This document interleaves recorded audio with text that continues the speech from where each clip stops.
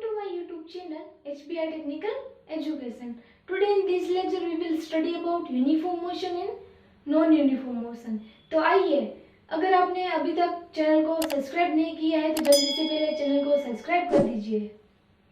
तो आइए अब हम देखते हैं कि नॉन यूनिफॉर्म मोशन किसे बोलते हैं एंड यूनिफॉर्म मोशन किसे बोलते हैं। तो पहले ही हम उसके डेफिनेशन के बारे में देखते हैं। पहले हम देखते हैं नॉन यूनिफॉर्म मोशन, ठीक है। A body is said to be a uniform motion if it is traveled to equal distance in equal interval of time. Uniform motion कब हो सकता है? जब उसकी स्पीड है वो कांस्टेंट होती है एंड उसकी डायरेक्शन है वो सेम होती है।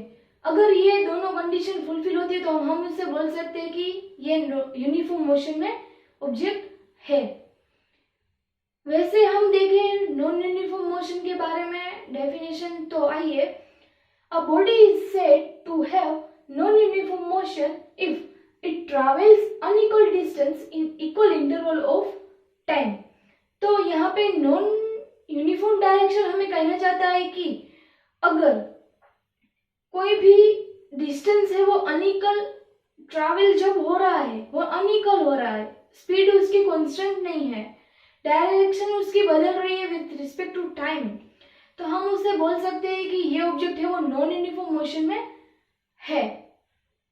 तो आइए अब हम एग्जांपल की हेल्प से अच्छी तरह से समझने की ट्राई करते हैं। पहले हम यूनिफॉर्म मोशन के बारे में देखते हैं। First of all, uniform motion तब कहलाता है जब वहां पे डायरेक्शन है वो बदलती नहीं है, वहां पे डायरेक्शन है वो सीधी सेम ही रहती है।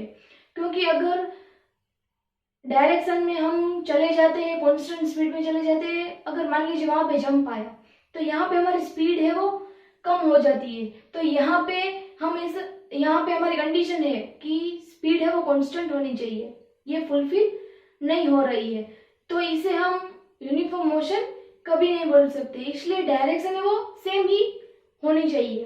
एंड सेकंड थिंग इज, वहां पे स्पीड है वो कांस्टेंट होनी चाहिए। कभी उतार चढ़ाव आता है तो यहाँ पे हम यूनिफॉर्म मोशन नहीं बोल सकते, क्योंकि वहां पे स्पीड है वो हमारी कम ज्यादा होती रहती है, तो हम इसे कदापि यूनिफॉर्म मोशन नहीं बोलते हैं। तो आप अच्छी तरह से फिट करते हैं माइंड में कि जब हम यूनिफॉर्म मोशन के डेफिनेशन देखते हैं तब यहाँ पे टू कंडीशन फुलफिल होनी चाहिए। एक तो वो सेम कंडीशन, सेम डायरेक्शन होनी चाहिए उसकी, एंड सेकंड वन इज वो कांस्टेंट स्पीड में होना चाहिए, तो ही हम उससे बोल सकते हैं कि ये यूनिफॉर्म मोशन में है। तो आइए बेहतर एग्जांपल लेकर हम उसे समझते हैं। फॉर एग्जांपल, मैं यहाँ से 5 किलोमीटर तक ट्रैवलिंग किया कार से, राइट। तो मैंने हर एक किलोमीटर जो कट आउट किया वो मैंने 1 मिनट में कट आउट किया। तो मैंने जब 5 किलोमीटर कट आउट कर दिया होगा तब मैंने टोटल 5 मिनट से वो ली होगी। समझ रहे हैं ना आप? यहाँ पे 1 किलोमीटर में हम 5 मिनट है वो ले रहे हैं, तो यहाँ पे आप देख ही रहे हैं कि हमारी स्पीड है वो कांस्टेंट ही है। 1 किलोमीटर हम 1 मिनट में ही कट आउट करते हैं, तो इसे हम यूनिफॉर्म मोशन बोल सकते हैं।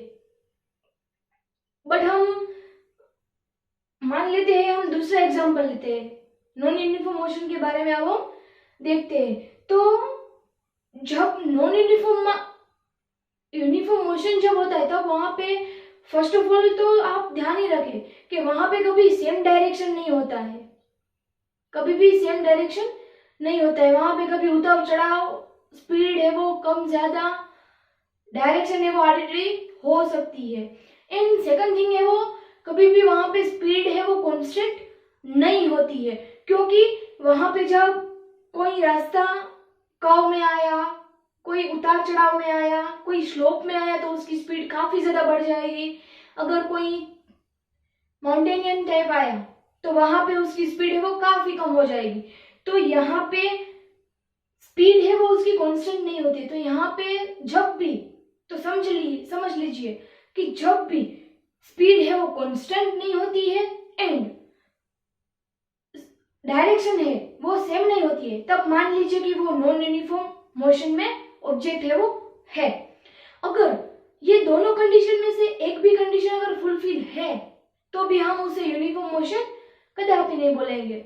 अगर दोनों में से एक भी कंडीशन फुलफिल नहीं हो रही है तो भी हम यहाँ पे उसका ध्यान रखिएगा। तो हम उसे अभी अच्छी तरह से एग्जाम्पल की हेल्प से समझते हैं। मान लीजिए 5 किलोमीटर मैंने ट्रैवलिंग किया, बट जब मैंने 1 किलोमीटर पहले कट आउट किया तब मैंने कितने मिनट में कट आउट किया? 1 मिनट में कट आउट किया। बाद में जब दूसरा 1 किलोमीटर कट आउट किया तब मैंने 2 मिनट में कट आउट किया। बाद में जब मैंने तीसरा 1 किलोमीटर कट आउट किया तब मैंने वो 50 सेकंड में कर लिया। बाद में मैं जब चौथा किलोमीटर कट कर रही थी तब वहां पे मुझे 1 मिनट लग गई। बाद में मैंने जब लास्ट किलोमीटर 1 कट आउट किया तब वहां पे मुझे 2.5 मिनट लग गए। तो यहाँ पे आप लाइवली देख रहे हो कि यहाँ पे हमारी स्पीड है वो कांस्टेंट नहीं है विथ रिस्पेक्ट टू टाइम। तो यहाँ पे सीधी सीधी फुलफिल हमें हमारी कंडीशन जो है कि कांस्टेंट स्पीड वो हमें यहाँ पे दिखाई नहीं देती है। यहाँ पे ऐसा फुलफिल हो ऐसा प्रतीत हो रहा है कि हमें यहाँ पे कांस्टेंट स्पीड नहीं है, यानी कि डायरेक्शन सेम नहीं है। तो यहाँ पे ऑब्वियसली ये नॉन यूनिफॉर्म मोशन ही हम बोलेंगे। तो यहाँ पे देखिए कि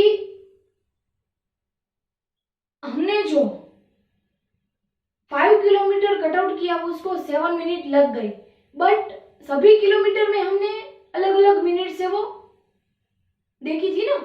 तो यहाँ पे हम ऐसा बोल सकते हैं कि ये जो हमने केस लिया वो बेसिकली केस है वो नॉन यूनिफॉर्म डायरेक्शन का मोशन का है।